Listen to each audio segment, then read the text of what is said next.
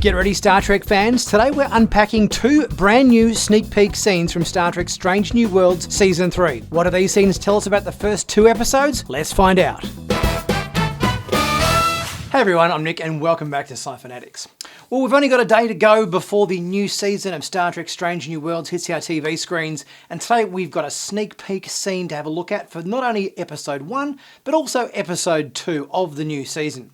We're going to take a look through those as we go, comment on what we're seeing as part of these little sneak peeks into the new episodes of the new season, talk about that, and see what's on offer for the first couple of episodes. If you're interested, the other day I did an interview with Celia Rose Gooding, Melissa Navia and Babs Olasandmakan about their respective characters in Star Trek Strange New Worlds, and had a chat about the upcoming season. If you guys are interested in checking out that video, it's up here. You can take a look at that. But let's get into this these sneak peek scenes. What's he supposed to do again? I met a polarised EM signature that tricks a Gorn into thinking we're one of them. It's like a cloaking device. And how exactly does it do that? If I'm being honest, I don't really remember. I was kind of in the moment. Well, now I'm going to ask a silly question to which I'm pretty sure I know the answer. Not this again. So they're obviously speaking about this device that Scotty mentioned that he created at the end of the last season to add to his shuttlecraft to make the Gorn unaware of his presence by essentially changing like a transponder kind of situation to make it appear like another Gorn ship so that he could pass undetected by them. And clearly he's trying to adapt this to the Enterprise so that they can go and rescue their people who are trapped on board that Gorn mothership destroyer. I love the dynamic between Pelia and Scotty. It's sort of like the nagging mum talking to her son, kind of just nagging him, and he's, oh, yes, mum, like, oh, get off my back, kind of routine. It's an amusing dynamic between these two. It's like being back in lecture hall. How would you know that? You were never there. I was there, in the back. Did you record a work-in-progress log while you were jury-rigging this up? What, you mean as the Gorn were tearing our ship apart? First rule of engineering, Scotty. Write it down. There's a reason we track our work no matter what the circumstance. And this right now, this is precisely the reason.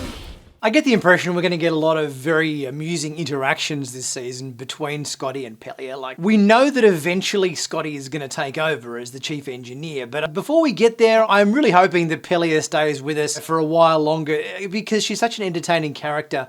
And clearly the dynamics and the history and everything that they have between this sort of mentor-protege kind of relationship between the two. She used to lecture the class in engineering at the academy, and he obviously took the class, but maybe Pelia wasn't overly impressed by his studiousness and everything. So there's a lot of history there and a lot of backstory between these two that I think is really worth getting into for future scenes in the show, which I hope they really, keep going with. All right, let's have a look at the second of the sneak peek scenes. This is from episode 2. There's been a bit of a time jump between episodes 1 and 2. We're jumping ahead 3 months. So from the end of the first episode of season 3 and the start of the second episode, we've got a 3-month time jump. So obviously after the whole Gorn situation gets resolved, Chapel goes off and does her 3-month fellowship with Dr. Corby.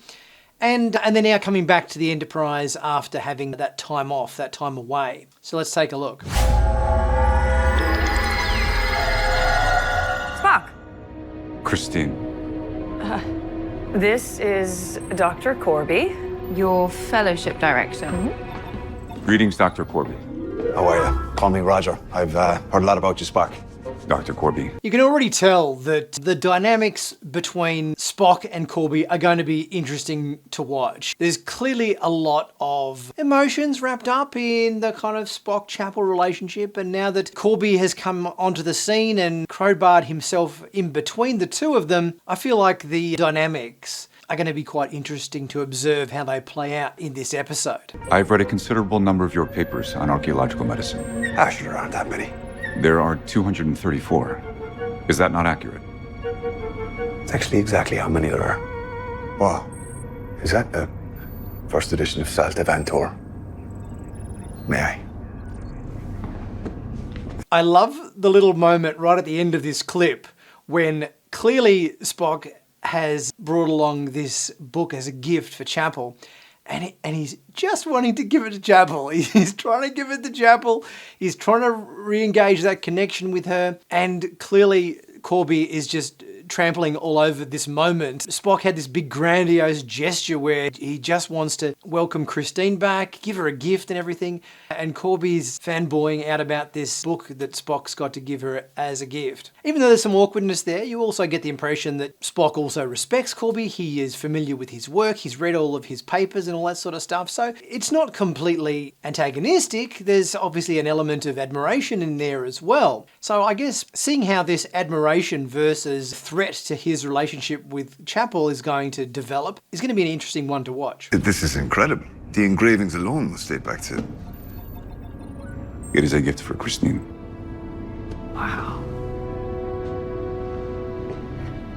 Well, welcome aboard, Dr. Corby. Will you be needing quarters? No. No, I'm taken care of. Well, this scene is certainly full of awkward moments. Corby obviously is really interested in this book, but Spock literally has to yank it back off him to pass it to Christine as a gift, which is obviously a very nice gesture. But then La'an obviously puts her foot in it even more, which you can tell by the reaction from Chapel looking daggers at her that this is not a conversation perhaps she wanted to have right in front of Spock, because clearly Corby is going to be sleeping in Christine's quarters, but confirming that right in front of Spock, it maybe wasn't the best platform to do that. He is here to attend the centennial celebration with me. With you.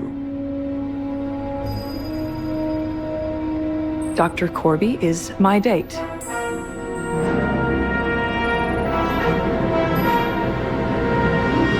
The way everyone gives their various looks in this scene, I think, with Scotty looking up from the transporter console, La'an looking very awkward as well, it's kind of like, oh, this is an awkward situation we're all in the middle of here. And the fact that Christine has to own up, and the fact that, yeah, Roger's my date, sorry, this is all very awkward and all very unusual. And you can tell from the music and everything that plays in this scene, this episode is going to be a fun one. There's going to be some quirky moments, there's going to be some interesting dynamics and interesting relationship stuff going on. Chapel and Corby and Spock and how that love triangle is all going to work out, and clearly there's going to be a few scenes in this episode between Spock and Corby, them trying to navigate their respective relationships with Christine. This is going to be our episode with Rhys Darby guest starring. I'm really looking forward to Rhys Darby's performance in this episode. Love his work, shows like Flag Means Death and so forth, amongst many others. He's always highly entertaining presence in whatever show he happens to be in. So on the basis of the previous trailers that we've seen, it's fairly certain that based on his outfit and everything that Rhys Darby will be playing the character of Trelane that we saw in the original series episode Squire of Gothos. So we're up for some interesting hijinks in this episode. But you know, the big question about this episode is going to be, is Trelane in fact part of the Q continuum? Because we did see in that shot in the trailer that he was obviously dressed as Trelane. He's got the big sideburn, mutton chops like Trelane, so it's pretty obvious he's playing Trelane. But when you see him do the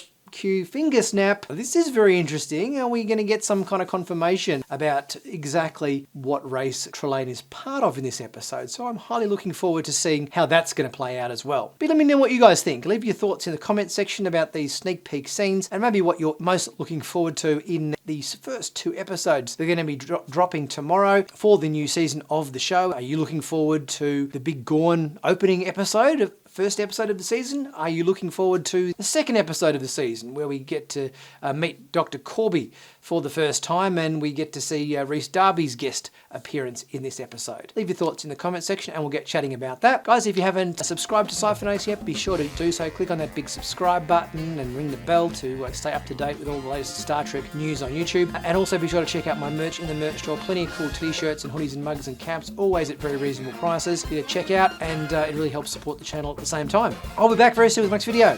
Catch you guys soon.